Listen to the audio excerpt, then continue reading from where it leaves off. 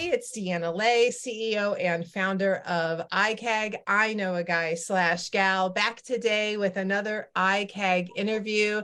Today, I am honored to have the amazing Beth Locke. She is the owner and occupational therapist at Quality Independence Therapy.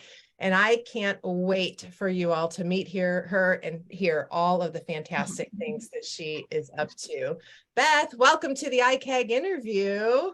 Hey, Deanna, thank you so much for having me. I'm so excited to be here. I'm excited. We're going to have some fun today. But let's just get it out of the way right away. For those people who might not be familiar, what is occupational therapy? The age-old question that I get asked a million times, because it really can look like a lot of different things. It just depends on the type of setting that you encounter in occupational therapy. So we work across the lifespan. It can go anywhere from really prenatal NICU services all the way through hospice services, end of life. So what I do is focus on seniors, and it's all about function and independence, hence my name. And I work on anything that somebody might need or want to work on to be more independent, to be more safe, as well as to have a higher quality of life. Okay, so as far as mobility and flexibility and things like that, being able to help people just continue to live their everyday life independently as they age, is that kind of a Yeah, I definitely do a lot with strengthening and stretching. I also do a lot with balance training and adapting the home environment, because I do go work with them directly in their homes.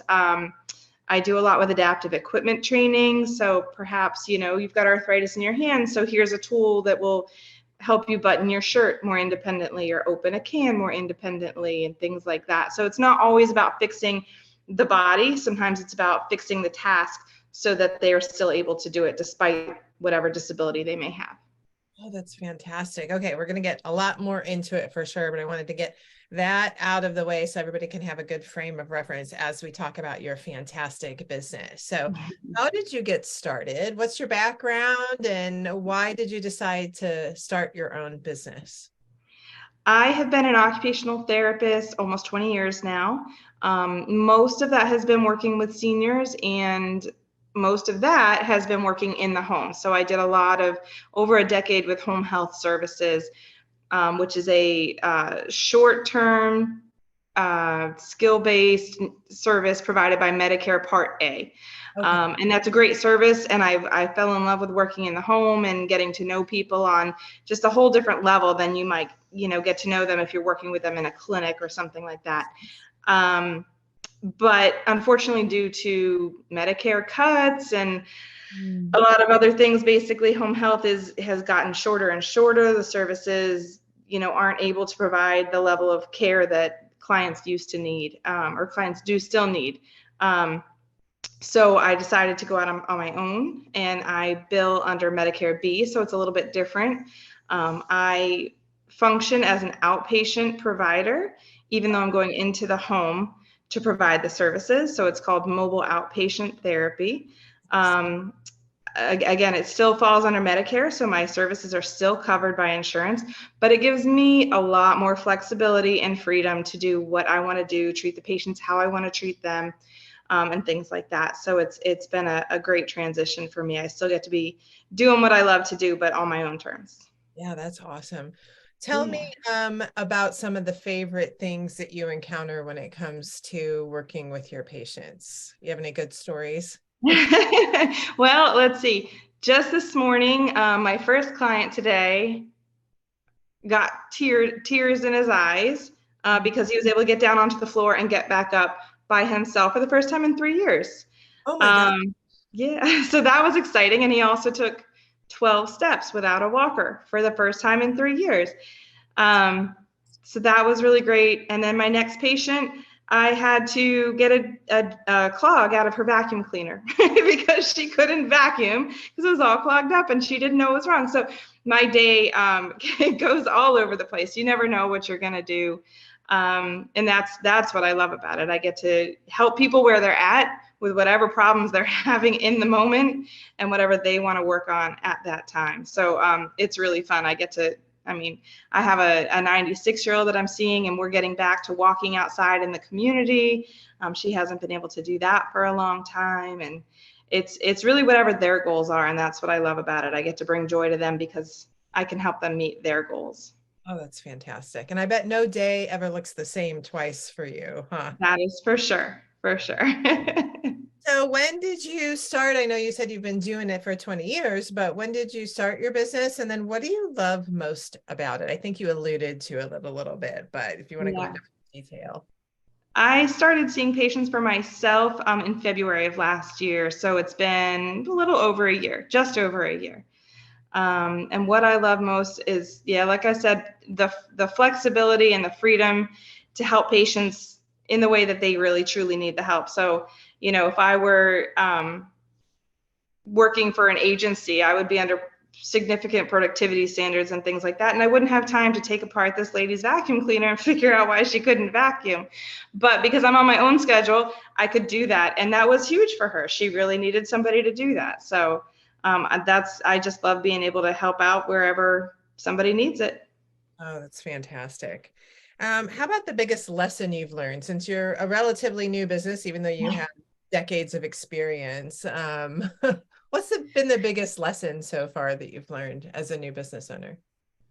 Anything business related, because I've been a clinician for 20 years, but I have had no experience running a business. So I think the biggest thing is that it's not easy, even though, you always hear about people, oh, I started this business and it was easy and it took off and it was no big deal.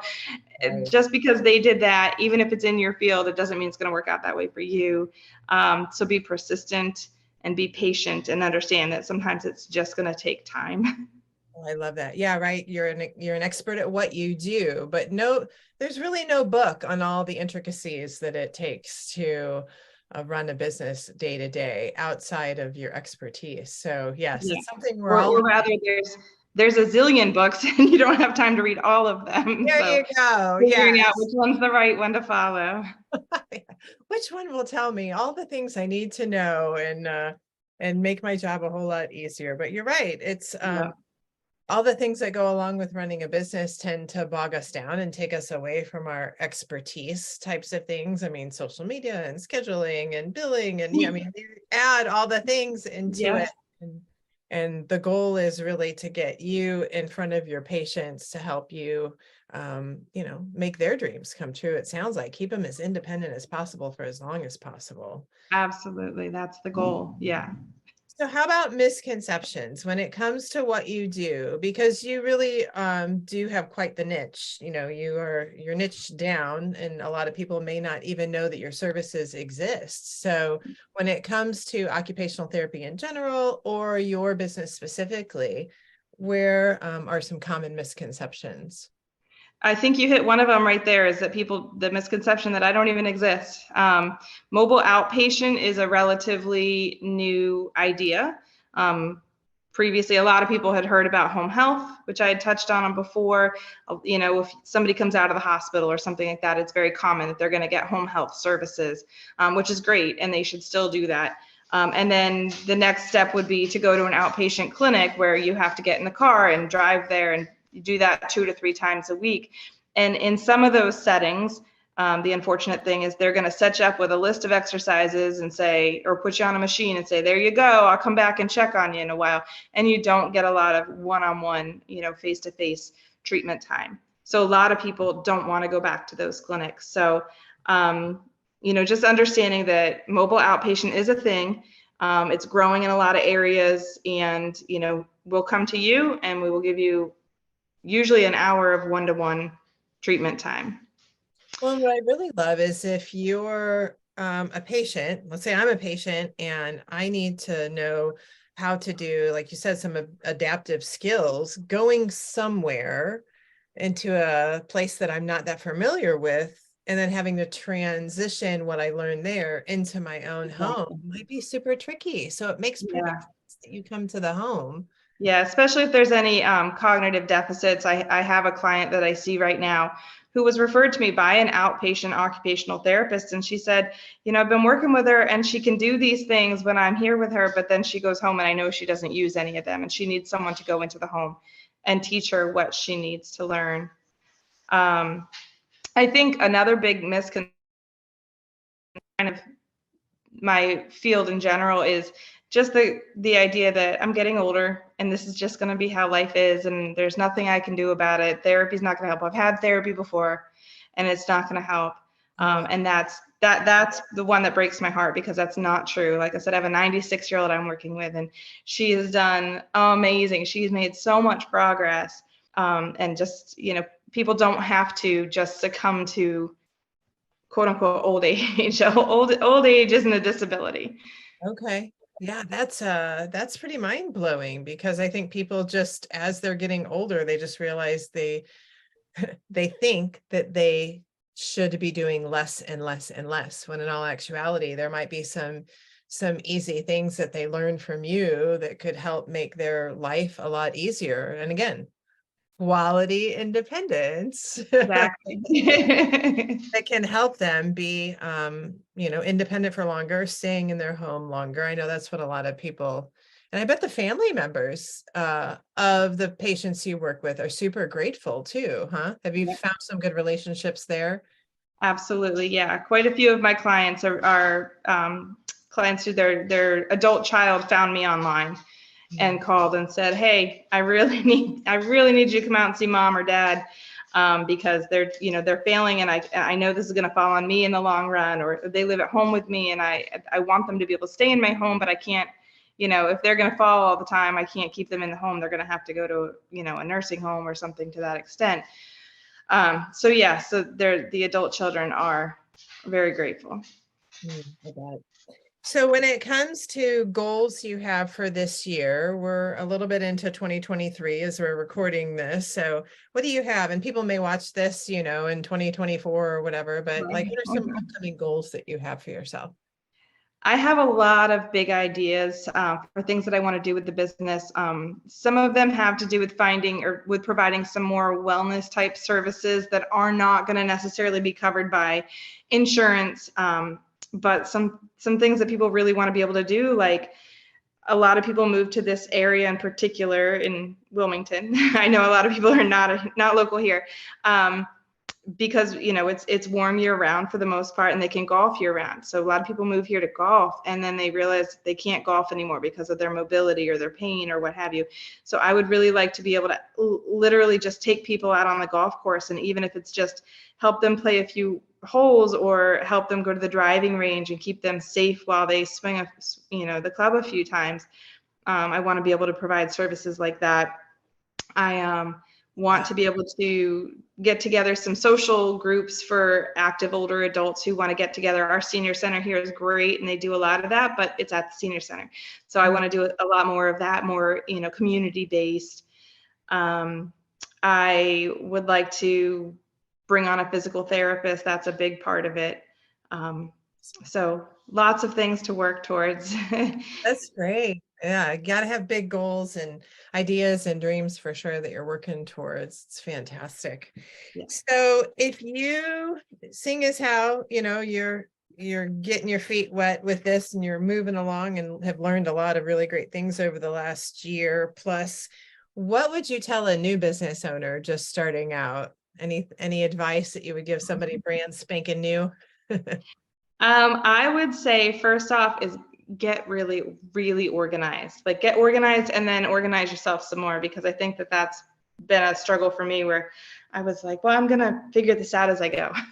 Yeah. And then it kind of, it's easier to definitely get all your systems in place before you get started. And I think the other thing would be network. Get out there and network so you can get the word out that your business is around. Yeah, it's one of the least expensive forms of marketing, because then you have all these people who know what you do really well and they're out there marketing for you. So when it comes to great introductions for you, I know you shared that like senior service providers, even other occupational therapists. Can you go into a little bit more detail about who might be a great connection for you? Yeah, anybody who, well, I mean, really anybody, because everyone has a senior in their life somehow. They have a parent, a grandparent, aunt, uncle, the lady down the street, you know, anybody that you know of who has a senior in their life who's not living their best life. That would be a great introduction, as well as anyone who services seniors, doctors, chiropractors, massage therapists, all the, anyone who has a business that's geared towards seniors. I'd love to talk to them. Yeah.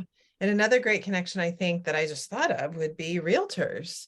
There are a lot of realtors who work specifically with the senior population, transitioning them from home to home, maybe a bigger home, to downsizing. I think it'd be fantastic. What a gift to be able to give maybe an older client, to have you come in, show them how to get used to their new home, and maybe some tools that you can give them for their tool belt to help them, again, live more independently. I've even gone in prior to somebody moving into their new home to talk about how they should set it up and any adaptations that they need to make in advance before somebody even moves in. There you go. Okay, friends. Well, as you're listening to this, keep your ears and eyes open for people that might be great connections for Beth. So before we part ways, sometimes I like to ask about you in particular. Like, give me like 3 fun facts about. 3 fun facts about Beth. Well, I am a wife and mom. I have 2 kids and a cat and a dog. Nice. So beyond the business and those things, sometimes it's hard to remember that there is a Beth over here. But I would say one fun fact is that I was born in Hawaii. Okay. I was a military brat, but I also went back in 2003 and did a 3-month internship over there. So that was fun. And then another fun fact is that I have done a whole lot of triathlons and half marathons and races in my life. And I bring it up because I don't do them anymore. So people who know me now probably are like, really? I did 1 half marathon once. It was pouring down rain, and then everybody's like, oh, well, now you'll love it so much you'll do a marathon. I'm like, nope, never again. I did 1 marathon. Half marathon was kind of my good distance, but yeah. I'll never forget. We were on like mile 10 or something. I was running with a friend, and the course went around twice. So the marathoners did 2 loops. We're on mile 10 and we got passed by marathoners. Yeah. I'm like, oh, okay. Yeah, that's how slow I'm going. Yeah, well, there's that, or there's the other way around, where if you're way at the back and the slow bus is like right behind you waiting to pick you up. They're like picking up the trash behind you. Come on, let's go.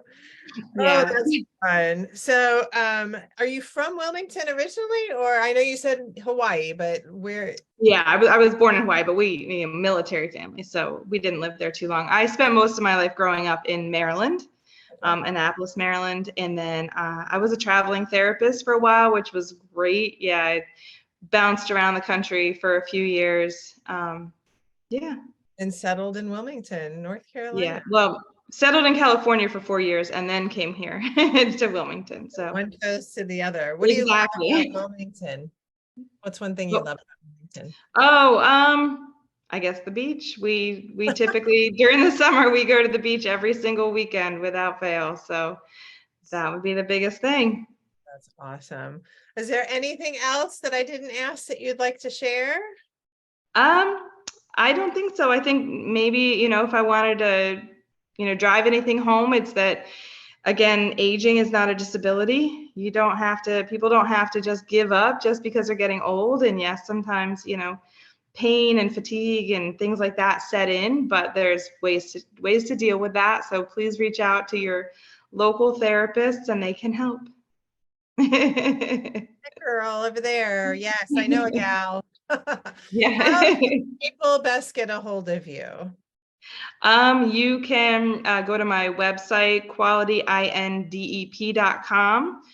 You can find me on Facebook for Quality Independence Therapy. And then if either one of those has my email and phone number. Awesome. And I'll make sure to include it in all the things as well. You can also look her up in IKAGGdirectory.com. And if you have any questions whatsoever, please reach out to Beth. She's phenomenal at what she does. I've heard great things. And I know that she will take quality care of your person in your life who's aging and help them be more independent, stay more independent so they can live their best life. So thank you so much for joining us on the IKAGG interview, Beth. I hope you have a fantastic rest of your day. Great. Well, thank you so much for having me, and you too. Bye. Bye.